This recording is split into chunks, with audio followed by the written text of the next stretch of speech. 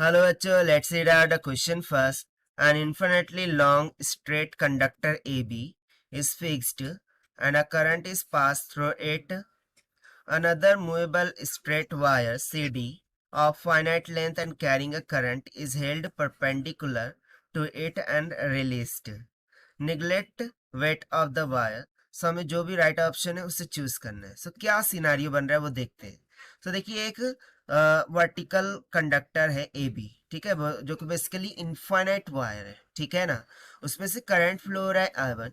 इसके परपेंडिकुलर में एक सी डी का वायर लिया गया है जिसमें से करंट फ्लो हो रहा है आई टू, और वो बेसिकली इसके परपेंडिकुलर में रखा गया है. सो इस सिनारियो के अकॉर्डिंग हमें चेक करना है राइट ऑप्शन को. सो बेसिकली वो रिगार्डिंग टू द फोर्स ही होगा, ऑब्वियस सी बात है. सो चलिए स्टार्ट करते हैं हम सोल्यूशन से. But before of its let's talk about the key concept which we are going to use here for this question. So according to Biot Savart law, जब किसी कंडक्टर से करंट फ्लो करता है तो उसके अक्रॉस प्रोड्यूस हो जाती है मैग्नेटिक फील्ड. और यदि ये कंडक्टर हो तो उससे एक परपेंडिकुलर डिस्टेंस आर पर जो मैग्नेटिक फील्ड का मान है वो बराबर हो जाता है mu naught by 2 times of the current flowing through the conductor divided by the perpendicular distance that is r की. ठीक, इतना क्लियर हो रहा है. तो भाई इसी कंसेप्चुअल फॉर्मूले का हमें यहाँ पर यूज कर लेना है. तो सबसे पहले तो देखिए, यदि मैं बात करूं ए बी से, सो ए बी से जो करंट फ्लो रहा है वो कैसा है, आई वन है, और वो भी कैसा है, अपवर्ड डायरेक्शन में. सो राइट हैंड थंब रूल लगाएंगे, थंब को मैं करंट की डायरेक्शन में रखूंगा, ठीक है ना. सो जो मुड़ी हुई इंगलियां है मेरी राइट हैंड की, वो किस तरफ हमें डायरेक्शन देगी मैग्नेटिक फील्ड की, आप खुद करके देखिए, that is downward direction, right है. सो यहाँ से हम सिंपली बोल देंगे कि जो ए बी है उसमें से फ्लो होने वाला जो करंट आई वन है, सो इसके द्वारा जो लग रही मैग्नेटिक फील्ड है that is B A B, ठीक है, उसका मान सिंपली क्या हो जाएगा, mu naught divided by 2 times of the current that is I one divided by जो डिस्टेंस है उसको हम सबसे पहले तो देखिए ये वाला जो डिस्टेंस है ना, इसको मैं मान लेता हूँ कुछ, लेट सपोज आर ही की इक्वल मान लेते हैं. सो डिवाइडेड बाय आर, और ये क्या हो जाएंगी, डाउनवर्ड डायरेक्शन, यानी कि उसको हम इस तरीके से दिखा देंगे, ठीक है. वाइल इफ यू सी, जो सी डी कंडक्टर है उसमें से भी तो करंट फ्लो हो रहा है, यानी कि उसके अक्रॉस भी मैग्नेटिक फील्ड होगी. So again right hand thumb rule लगाइए और आई टू के दिशा में थंब को रखिए. सो हमें जो मुड़ी हुई उंगलियां हैं वो मैग्नेटिक फील्ड की डायरेक्शन दे देंगी, ठीक है. बट बेसिकली उसका यहाँ पर हमें थोड़ा सा नहीं क्रिएचर करना है. सो यदि मैं यहाँ पर बात करूँ, सो बेसिकली देखिए ये जो पॉइंट सी है ये ए बी से थोड़ा नियरेस्ट है, while this D point is farthest from the D.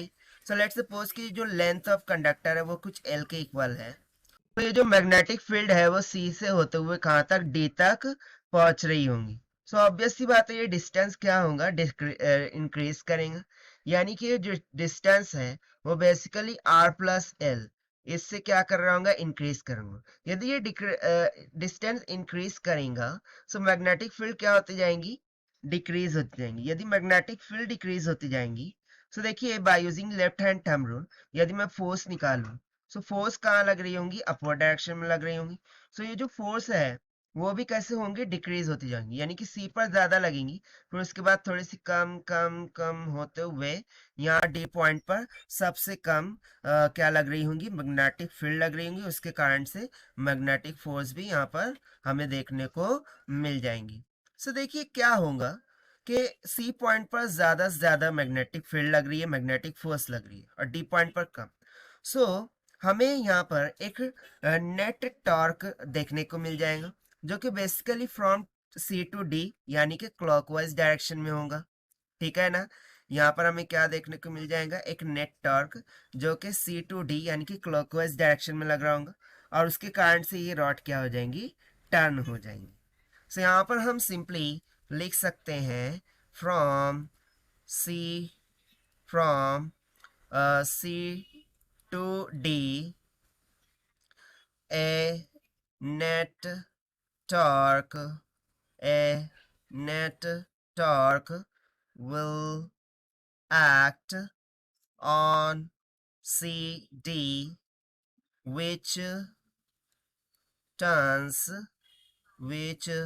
turns rod CD in clockwise direction.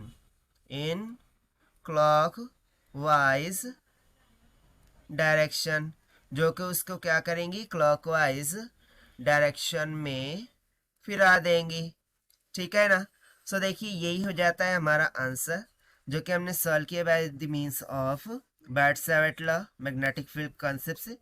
Now let's take the option. So यहाँ पर देखिए ऑप्शन सी में क्या बोल रहे हैं, द रॉड सी डी, ठीक है, will move upward and turn clockwise at the same time. So देखिए यही ऑप्शन हमें मैच होता हुआ दिखाई दे रहा है, that is why option C will become correct. So this is the required solution. I hope you understood well. Best of luck. Thank you.